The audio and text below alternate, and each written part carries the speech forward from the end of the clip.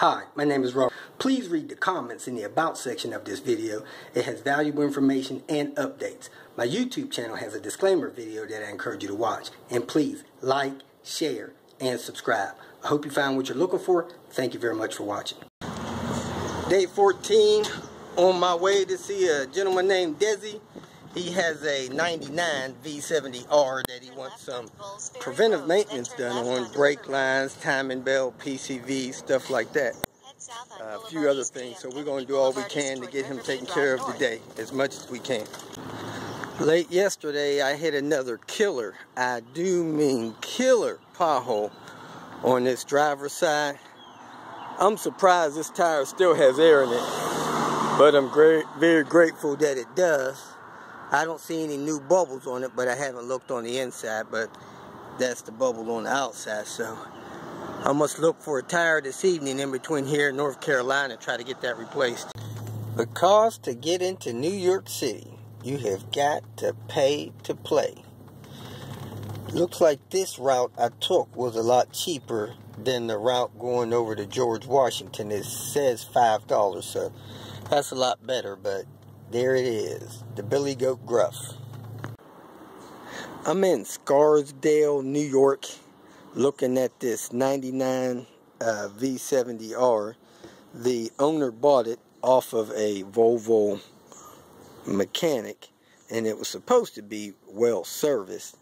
I think it has salvage title, but you know, only thing that really affects is your resale value and your type of insurance you can get on it. Sometimes insurance companies don't want to put full coverage on the car that has a salvage title, but nonetheless it still has, you know, the heart, mind, and the soul of a V70R, so it'd be a real fun car to drive. Now the owner has put some money into it as far as a tune and some silicone piping and stuff like that, but he wanted me to look at it and check to make sure that most of the long-term stuff was in good shape. He had a problem with the hood release cable, so we got one of those. We're going to take care of that. He purchased a reverse intercooler kit to help shorten the run on the turbo piping, so that's supposed to improve your performance a little bit. We're going to do that. He wants to replace the PCV system. Even though it checks out as being serviceable, it gives vacuum on the head, so we'll probably do that. The timing belt was replaced about 30,000 miles ago. However, the Volvo mechanic that did it put an aftermarket pump on there. Those pumps sometimes last as little as 30,000 miles, and you have issues with them, so he doesn't want to leave that on there. Plus, there seems to be some kind of cam seal leak, and I think it's on this intake cam. So we're going to replace that cam seal, and we're going to replace a cracked headlight assembly and probably some brake lines on the vehicle, and that may or may not be it. The main thing that I'm concerned with is the timing belt situation. So I'm going to align the timing, and I can't lock the timing because that intake cam is going to have to come off to replace that seal. So I'm going to align the timing. I'll get the crank aligned, get the cams aligned, remove the belt and those associated parts. It also looked like the roller there on the idler was possibly never replaced, so I'm going to replace that, probably the tensioner roller too. Then I'm going to work on replacing the cable on the hood, and by that time he should be back with the cam seal. He went to get the cam seal, and then we could work on getting that replaced. Let me find my drain pan and get this radiator drained, since we will be replacing the water pump. Work on getting that timing belt stuff off of there. I have the timing aligned, and on these 99 and newer cars, Volvo tried to make it a little easier. As you can see there's the mark, and somebody painted it so that it would be easier to find. right above that is the notch in the top cover.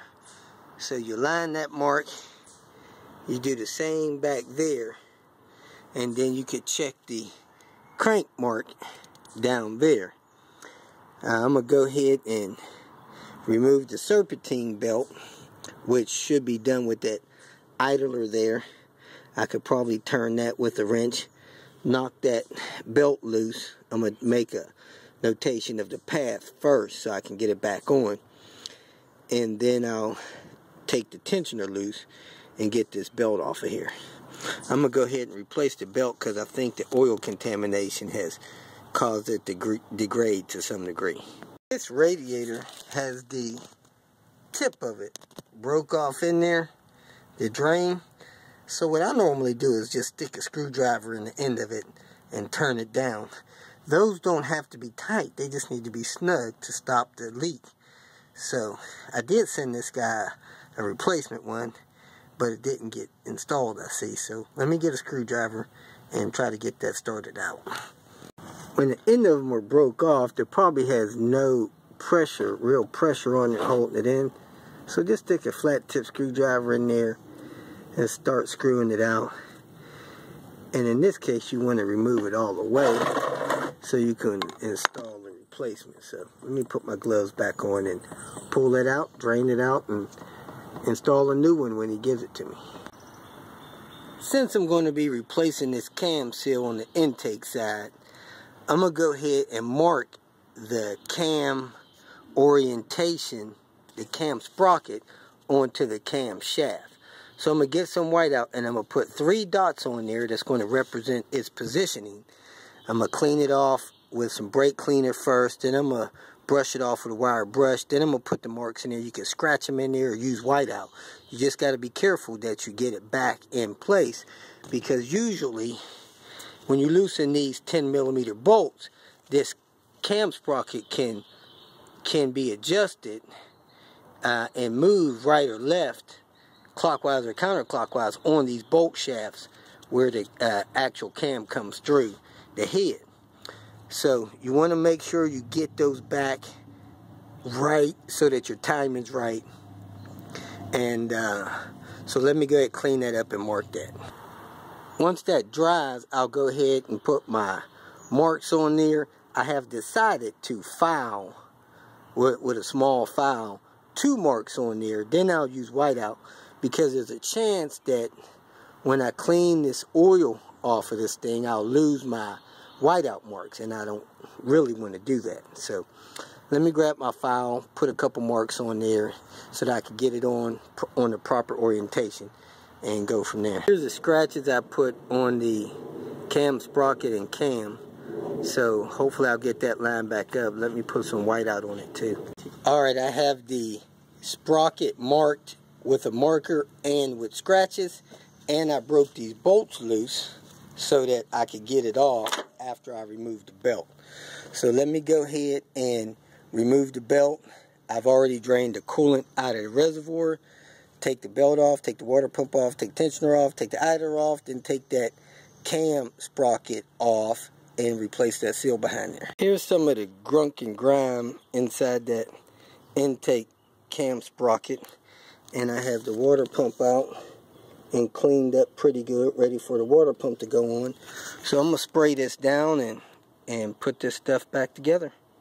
Well, the people at the dealership didn't know the difference between the front cam seal and the rear cam seal, but there's a big difference. They sent me a rear cam seal for the intake cam, and that's what the front cam seal looks like. It's a lot bigger seal, so the owner's going to have to go back and get that proper seal while I clean this up and work on a few other things. With this stuff torn apart, getting a little bit better look at this exhaust cam, it looks like that may be leaking as well, or the one that's leaking, slinging stuff to the front, because there's looks like more wet oil on that back side of the timing cover than there is on this side of the timing cover, which looks like more dry stuff. So I think we're probably going to have to pull this off and do this front cam seal on the exhaust side. Here's the cam locking tool that's used on these Volvo 5-cylinder motors, and I'm going to go ahead and show you how to install one of those so that we can lock these cams down and remove the things necessary to get the seals out from the front side of the engine. I'd recommend removing your air box and your turbo tubing so that you can have access to these cams on the rear side of the engine. Okay, you do that. After you take the air box out and the tube that goes over the top of the motor for the inner cooler piping, then I'm going to take this bracket off. I'm going to take this bolt here loose, this bolt here loose, and the 2 bolts down here, or 2 or 3, to get this part to come off of the engine. Then I'll have access to that rear cam sensor, I guess, back there. I got that bracket out. It had 4 bolts in the side and 2 in the top. Then I took the bolt out that goes through the upper brace. I pried it out. The front has a stud that goes in the head a little bit. Then I took the cam sensor off. It has two 10 millimeters on it. Now that I have the cam sensor off, I'm going to lay it back. Now I'm going to remove this. It should have a 10 millimeter inside there, and pull this out so that I can get the cam locking tool installed. There's the exhaust cam exposed. It is out of time. It needs to be turned clockwise, probably about 7 minutes. You can't get to this without destroying this, so I'm going to put a hole in this, pull that cap off so I can have access to that rear intake cam. When it's time to put your cam locking tool on, your intake cam slot. Okay, I got the crank in time. You can see the notches in the sprocket are lined up on the oil pump. I got this cam gear removed, but it's in time. Now I'm going to deal with this VVT, and it's a little bit tricky, but it's not the end of the world. First of all, you need a T55 to remove this dust cap. So you pull that cap off. Next, you want to mark the VVT movement. You can actually move this VVT as kind of a spring-loaded thing with your hand. So you want to move it as far as you can with your hand, and then you want to mark it in maybe one of the grooves of the cam sprocket teeth against the head. Put a mark there. Then you want to turn it all the way the other way as far as you can counterclockwise, and make another mark on the head so you can see how far your travel is. That way you can remove it, and when you go to reinstall it, you want to make sure that that movement is similar or the same. Actually, you want to make sure that movement is the same so that the VVT will have its variable timing adjustment within its specifications, so you don't have timing issues and error codes. So I'm going to move it all the way clockwise, and then I'm going to put a mark, and I'll show you. Then I'm going to turn it all the way counterclockwise and mark it again. I'll show you these 2 marks. Okay, so there's my movement. It moves from there down. It's hard to move it down to that tape line there. So I got tape there and tape there. That's the movement of this VVT. So now I'm going to remove this dust cap, and then I'm going to break that bolt loose because the rear cam locks are on and it shouldn't move at all when I do that. Alright, so I removed the dust cap, and then I broke the inner T55 loose, and now I'm going to pull that screw out and pull that cam gear off. Once you get that bolt slid out, and it is a long bolt, there it is there, you can just slide that cam off, and that's the seal there.